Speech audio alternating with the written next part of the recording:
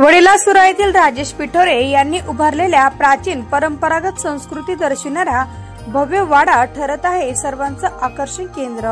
वडिलासुरा येथील प्रगतिशील शेतकरी व सामाजिक कार्यकर्ते सुनील पिठोरे यांनी प्राचीन परंपरागत वैभवशाली भव्य वाडा बांधला असून तो सर्वांचा आकर्षण केंद्र म्हणून ठरत आहे। अतिशय सुरेख, सुबक आणि डोळ्यांची पारणे फेडणारा वाडा पाहून सुनील पिठोरे यांचा आदर्श व वेगळे विचार प्रत्यक्षात अंमलात आणल्याबद्दल कौतुक केले जात आहे। महाराष्ट्रातील व राजस्थानातील कुशल कामगारांनी अत्यंत लक्षवेधकपणे हा वाडा निर्मिती केला आहे, परंतु वास्तविक याचे शिल्पकार आहेत स्वतः सुनील पिठोरे। त्यांना स्वतः फिरण्याची अत्यंत आवड असल्याने महाराष्ट्रातील अनेक ऐतिहासिक प्राचीन स्थळांना ते भेट देत असतात। त्यातच अनेक ठिकाणच्या प्राचीन वाड्याचे अवलोकन त्यांनी केले। कसल्याही प्रकारची इंजिनियरद्वारे डिझाईन तयार न करून घेता त्यांनी त्यांच्या परिवारातील इतर सदस्यांच्या शोधक नजरेतून विशेष म्हणजे कुठल्याही प्रकारची परंपरागत वाडा संस्कृतीस बाधा निर्माण होणार नाही याची पुरेपूर काळजी घेत उभारलेला हा वाडा पाहण्यास पंचक्रोशीतील त्याचबरोबर दूरवर लोक हा वाडा बघण्यासाठी येत आहे।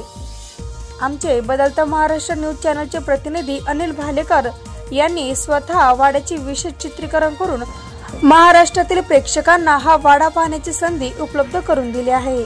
आणि खरं तर हा वाडा पाहून जण ते सोनं ही मन तंतोतंत खरी ठरत आहे।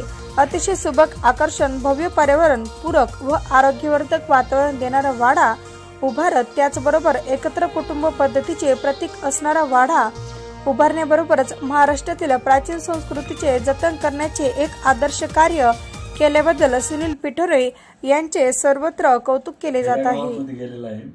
आणि खेड्यातली संस्कृती किंवा आपण महाराष्ट्राची जुनी वाड्याची संस्कृती म्हणतो, त्या वाड्याच्या संस्कृतीमध्ये मला म्हणजे खूप पहिल्यापासूनच आकर्षण आहे।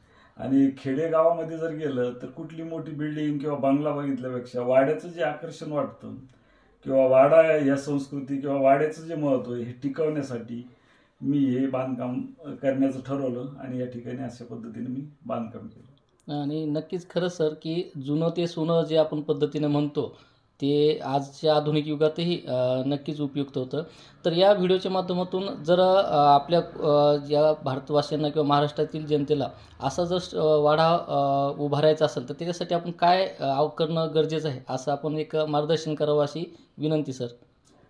म्हणजे हा वाडा बांधकाम जर करायचं म्हटलं तर ह्या लाकडी कामामुळे काय होतं, एक निसर्गाचं समतोल आपण ज्याला म्हणतो, उन्हाळ्यामध्ये थंडपणा याच्यामध्ये आहे, थंडीमध्ये गरमपणा आणि पावसाळ्यामध्ये म्हणजे एकंदरीत तिन्ही ऋतूमध्ये शरीरासाठी एकदम लाभदायक म्हणजे चांगला असल्यामुळं हा बांधायला सगळ्यांनी म्हणजे खेड्यामध्ये ज्यांना बी बांधकाम करायचं त्यांनी ह्या पद्धतीने बांधकाम करायला पाहिजे असं माझं मत आहे।